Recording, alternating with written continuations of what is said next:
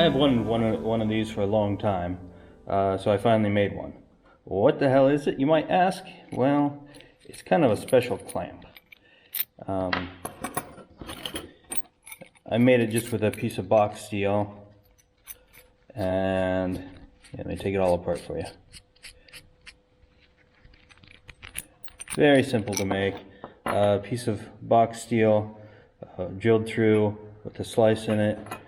Took a 13mm bolt, cut the head off, cut a slice in it, welded on this piece of sheet metal.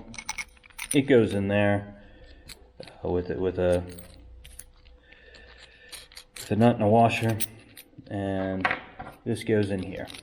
So let's say you have two pieces of sheet metal, but you can't get a clamp on it like this, and you need to get them perfectly flush across there. What you can do is take this, stick it through there, pin goes through that hole, and then as you tighten this up, it pulls that pin and it clamps the two pieces perfectly flush.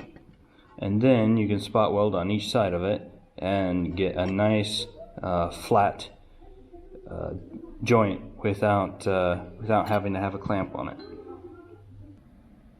And there you can see it in action.